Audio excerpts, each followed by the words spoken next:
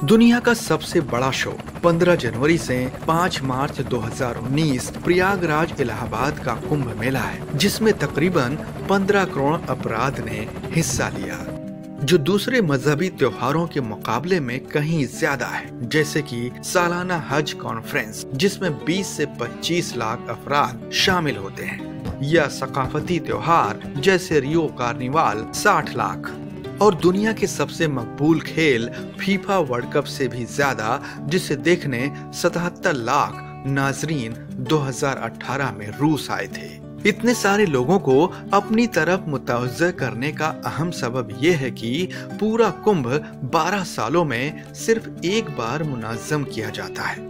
2019 addition आधा कुंभ है।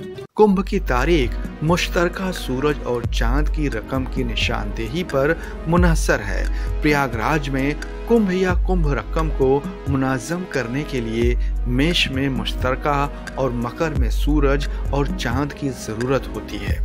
कुंभ की अफसानवी तारीख का पुरानो शास्त्र के समंदर मंथन में जिक्र है। कुंभ का संस्कृत में मतलब है कलश, बर्तन या प्याला, जिसमें है आबदी जिंदगी, अमृत। ये माना जाता है कि देवता भगवान और असुर राक्षस एक वक्त में क्षीर सागर के किनारे पर जमा हुए, जो कि कायनात के कुछ आसमानी शुब्बा में वाक़ है। क्या वह दूधी रास्ता कहकशा सा हो सकता है? दोनों ने मिलकर मंथन के जरिए अमृत निकालने का फैसला किया और आपस में एक मुआहिदा भी किया, हम अमरता का बराबरी का हिस्सा तकसीम करेंगे। मंदराचल पहाड़ी को चरनिंग की छड़ी के शक्ल में और नागों के राजा वासुकी को मथनी रस्सी के शक्ल में इस्तेमाल करते हुए उन्होंने अमल शुरू किया। सांप की पूंछ पर खड़े हुए थे देवता और राक्षस मुंह की जानिब। पहले मंथन से जहर निकला, जिसे भगवान शिव ने पिया, लेकिन उन पर कोई असर नहीं हुआ। इसी वजह से उन्हें नीलकंठ भी पुकारा जाता है, जिसका जश्न शिवरात्रि का त्योहार है। उन्होंने जहर तो पी लिया, लेकिन कुछ बूंदें नीचे गिर गईं, जिसे सांप, बिच्छू और दिगर जहरीले जानवरों ने चखा।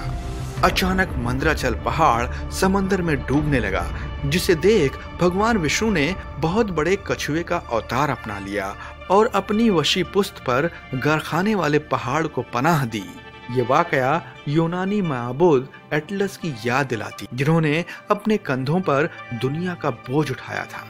कई हजारों सालों बाद कई रुकावटें पार कर धन्वंतरी वैद्य अमृत का कुंभ लेकर हाजिर हुए, मगर देवताओं को राक्षसों पर भरोसा नहीं था और वो अमृत का प्याला जबरदस्ती छीनकर वो 4 देवताओं को सौंप गए, बृहस्पति, सूरज, शनि और चांद। राक्षसों को जब ये पता चला कि उन्हें अमृत का हिस्सा नहीं दिया जाएगा, तो उन्होंने अमृत के प्याले का पीछा किया पूरे 12 दिन और 12 रात।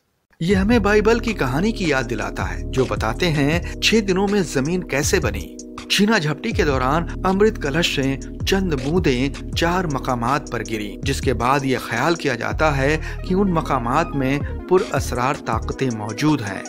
इलाहाबाद, हरिद्वार, उज्जैन और नासिक।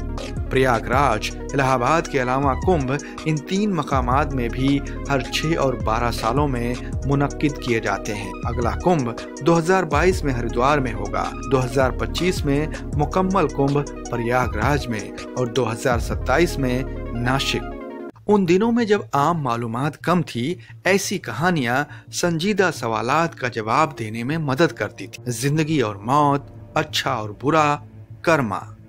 कुंभ मेला लफ्ज का सबसे पहले जिक्र 1695 और 1759 में खुलसात उत तारीख और चाहर गुलशन में तहरीर किया है। डीपी दुबे प्रयाग कुंभ मेला जगह के मुनस्सिब बताते हैं, कदीम हिंदू नसूस में से कोई भी प्रयागराज मेले का जिक्र कुंभ मेले के तौर पर नहीं करता। कैमा मैकलिन, मुनस्सिफ, ये revolutionary history of interwar India. इबतदाई बर्तनावी रिकॉर्ड में कुंभ मेला या कोई 12 साल चक्र का जिक्र नहीं है। ब्राह्मण पुजारियों ने माघ मेले को कुंभ कथा से मिला लिया। इलाहाबाद में कुंभ मेले का पहला बरतानवी हवाला 1868 में मिलता है। जनवरी 1870 में मुनक्किद होने वाले कौम फेयर तीर्थ यात्रा में हिफ्जान सेहत कंट्रोल की फौरन जरूरत है। बादशाह हर्षवर्धन के दौरे हुकूमत में भारत आए चीनी बौद्ध भिक्षु हुएन त्सांग के 643 ईस्वी सन का जिक्र एक मेले के बारे में जरूर बताता है। माघ महीने के दौरान पोलो युकिया प्रयाग के रियासत में तीर्थ यात्रियों का जमावड़ा तावील वक्त से होता हुआ एक त्योहार है। हालांकि ये जिक्र करते हैं कि ये मेला हर 5 साल में होता है, 12 नहीं, और ये बौद्ध त्योहार होने का इम्कान है क्योंकि सम्राट हर्षवर्धन बौद्ध थे। जो कुछ भी हो, 15 जनवरी 2019 ठीक 4 बजे 13 अखाड़े से ताल्लुक रखने वाले साधु त्रिवेणी संगम गंगा, जमुना और पवित्र सरस्वती नदियों के मिलाप की जानिब निकलते हैं। कुछ सजाए गए पालकी में कुछ रंग बिरंगे घोड़ों पर भजन की जपों की आवाज, मंदिरों के गूंजने वाले घंटियों के दरमियान। कुंभ की शिनाख्त है 3 रिवायती शाही स्नान, जिसमें से किसी एक में भी हिस्सा ले लें तो माना जाता है कि अकीदतमंद ने अमरता हासिल कर ली है। मकर संक्रांति जो कुंभ का पहला दिन होता है, मौनी अमावस्या, चांद के बिना रात और वसंत पंचमी की जागती सुबह। तीर्थ यात्रियों के इस बड़े बहाव को एडजस्ट करने के लिए गंगा के किनारे 3200 एकड़ का एक शहर कायम किया गया, कुंभ नगरी, जिसमें अंदरूनी सड़क ही 250 किलोमीटर लंबी है और 22 कश्ती पुलों के साथ ये दुनिया का सबसे बड़ा आरजी शहर है। यूपी हुकूमत ने 4200 करोड़ रुपए के खर्च पर 4000 खीमा बनाए हैं, जिसमें से कुछ जदीद सहूलियात के साथ भी हैं। 40,000 LED लाइट्स और CCTV कैमरों का नेटवर्क। प्रयागराज रेलवे स्टेशन को काफी अपग्रेड किया गया है ताकि 800 खुसूसी ट्रेनें, जिसमें रोजाना 6 ऐशो आराम वाली ट्रेन और 4 ट्रेन खास तौर पर NRI के लिए नई दिल्ली से वाराणसी तक रहेंगी। एक नया धोने लायक एप्रेन प्लेटफॉर्म की तश्कील। इससे सफाई बनी रहेगी क्योंकि इससे खड़ी गाड़ियों से निकले गलाजत के कचरों को जेट स्प्रे के इस्तेमाल से फौरी तौर पर साफ किया जा सकता है। इस सफाई कुंभ में 20,000 सफाई कारकुन रहेंगे। बस स्टॉप और पार्किंग के इलाकों में 1,20,000 पोर्टेबल बैतुल खला के साथ 5,000 गाड़ियों की पार्किंग का भी इंतजाम किया गया है। कुंभ के जरिए यूपी में 1.2 लाख करोड़ का कारोबार होगा और 4 लाख मुलाजिमत फराहम होगी, जैसे एयरलाइंस में टूर गाइड, टैक्सी ड्राइवर, तर्जुमान वगैरह। यहाँ 35 साल अशोक कुमार दिल्ली से आए थे अकीदतमंदों को पकौड़ा बेचने। मैं 49 दिनों में 1 लाख कमाना चाहता हूँ। हालांकि कुंभ में सबसे ज्यादा फरोख्त होने वाली अशिया सेल्फी स्टिक है, जो मुकद्दस दरिया में डुबकी लगाने के बाद फौरी तौर पर फोटो निकालने के लिए खरीदा जा रहा है। बॉलीवुड का कुंभ से पुराने ताल्लुकात हैं। कितने ही भाई बिछड़े होंगे कुंभ के मेले में, लेकिन आज की तारीख में वो छिप छिपा के शूटिंग कर रहे हैं। सिक्योरिटी वजाहत के लिए शूटिंग की इजाजत नहीं मिल रही है। कुंभ के मेले का वसीह पैमाना, रंगों की बरसात और मुख्तलिफ लोगों का कॉन्फ्रेंस हम फिल्मसाज दोबारा नहीं बना सकते। अकीदतमंदों के साथ शामिल होने के लिए ब्रांड्स कुंभ को एक वसीह इश्तहार का मौका मान रहे हैं, क्योंकि करीब 1/3 हिस्सा 25 से 35 उम्र के नौजवान हैं। जैसे कोलगेट पतंजलि की दंत कांति का मुकाबला करने के लिए वेद शक्ति मुफ्त में तकसीम किया जा रहा है। एक दिलचस्प अंदाज में रेड लेबल चाय भी मुफ्त में तकसीम की जा रही है। कचरा ले आओ चाय ले जाओ के नारे से कैसे चाय वाली मशीन फजला में से मुंसलिक है। जब कोई कचरा फेंकता है तो उनको सेंसर पहचान लेगा और लीजिए भाई, गर्मा गर्म कप का प्याला तैयार है।